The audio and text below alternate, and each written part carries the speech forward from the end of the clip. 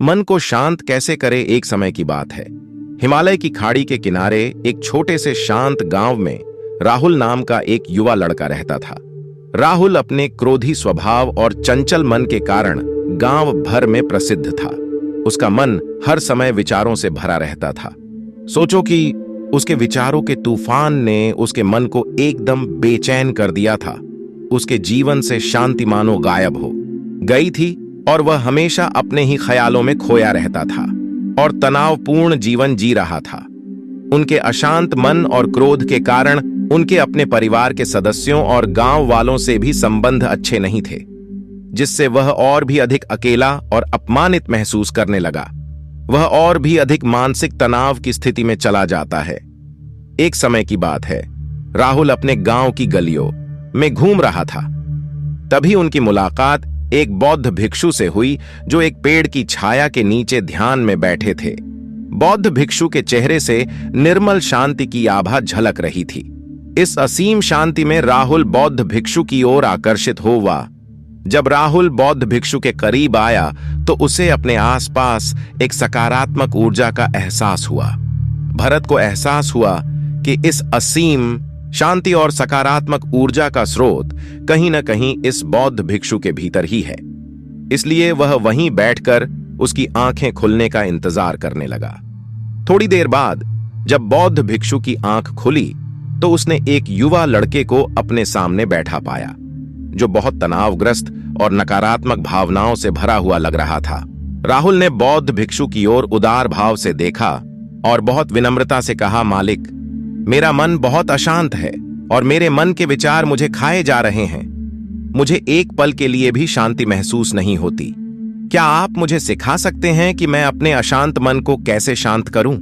बौद्ध भिक्षु ने राहुल की पीड़ा को समझते हुए करुण दृष्टि से देखा और कहा, मेरे प्यारे बच्चे, मैं तुम्हें एक कहानी सुनाना चाहता हूं। इस कहानी में मानसिक शांति और खुशी के रहस्य छिपे हैं। क्या आप कहानी सुनना चाहेंगे? राहुल ने हां में सिर हिलाया और पूरी एकाग्रता से कहानी सुनने को तैयार हो गया। उनके अंदर जिज्ञासा चरम पर थी। वो कहानी सुनने को बेताब था। बहुत समय पहले की बात है, एक नगर में शक्ति नाम का एक आदमी रहता था। शक्ति बेहद महत्वाकांक्षी व्यक्ति थे और उन्हें हर काम में लोगों से मदद की जरूरत पड़ती थी। यदि उसे किसी से असफलता और बुराई सुनने को मिलती थी तो वह गहरी चिंता और तनाव में चला जाता था। उनका मानना था कि सफलता और भौतिक शक्तियां वांछित खुशी देंगी, लेकिन वह जितना सफलता और प्रशंसा के पीछे भागता था उतना ही मानसिक तनाव में डूबता जाता था। लेकिन अचानक शक्ति का सामना उस समय के मशहूर बौद्ध भिक्षु से हो गया, जिसका नाम महाकौशल था। महाकौशल अपने शिष्यों को ध्यान की शिक्षा देते थे और वह स्वयं एक बहुत ही ध्यान मग्न और प्रबुद्ध व्यक्ति थे। महाकौशल की अद्भुत एकाग्रता से प्रभावित शक्ति ने उनसे अपने भटकते मन को शांत करने का उपाय जानना चाहा। शक्ति ने कहा कि महंत में हमेशा सफलता के पीछे भागता हूं और लगातार अधिक हासिल करने की कोशिश करते हो, फिर भी मुझे कोई क्षणिक संतुष्टि या आत्म संतुष्टि नहीं मिलती। इस निरंतर बेचैनी के बीच मैं शांति कैसे पा सकता हूं? बौद्ध भिक्षु ने करुण दृष्टि से उसकी ओर देखा और उत्तर दिया, आपका मन एक अशांत नदी की तरह है जो हमेशा बहती रहती है। आप कभी भी शांत नहीं रह सकते। इसलिए इस अशांत मन को शांत करने के लिए आपको अपने विचारों बौद्ध भिक्षु से हो गया, जिसका नाम महाकौशल था। महाकौशल अपने शिष्यों को ध्यान की शिक्षा देते थे और वह स्वयं एक बहुत ही ध्यान मग्न और प्रबुद्ध व्यक्ति थे। महाकौशल की अद्भुत एकाग्रता से प्रभावित शक्ति ने उनसे अपने भटकते मन को शांत करने का उपाय जानना चाहा। शक्ति ने कहा कि महंत में हमेशा सफलता के पीछे भागता हूं और लगातार अधिक हासिल करने को बिना किसी रुकावट के जाने देने की कला सीखनी होगी। शक्ति को आश्चर्य हुआ और उसने पूछा कि मैं अपने विचारों को कैसे जाने दूं? आखिर मैं भी तो अपनी इच्छाओं और महत्वाकांक्षाओं से बंधा हुआ हूं। यह सुनकर बौद्ध भिक्षु मुस्कुरा दिए। बौद्ध भिक्षुक कहा, कल्पना करें कि आपके हाथ में पानी का एक गिलास है।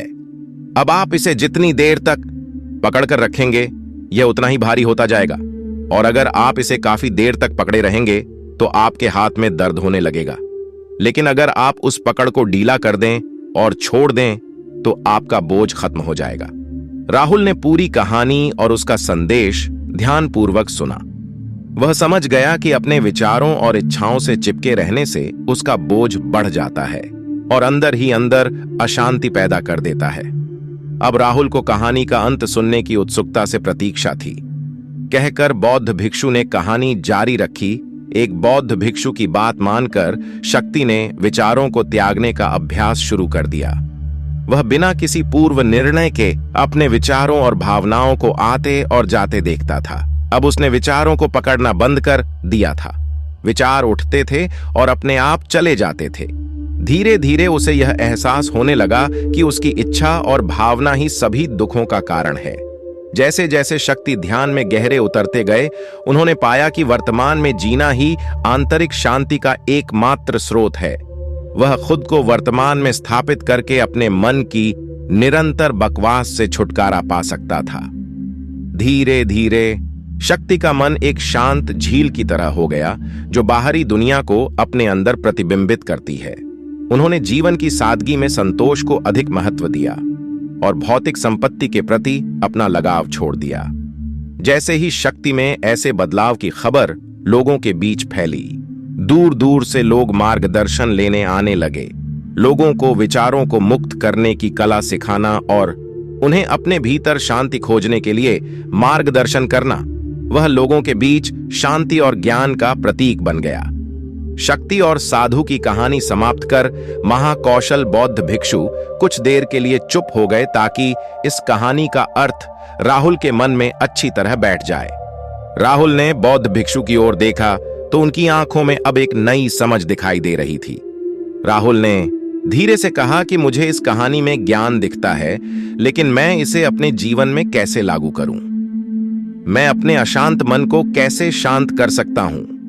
राहुल के इस सवाल पर बौद्ध भिक्षु गर्मजोशी से मुस्कुराते हैं और फिर कहा कि अशांत मन को शांत करने का अभ्यास आत्म जागरूकता से शुरू होता है।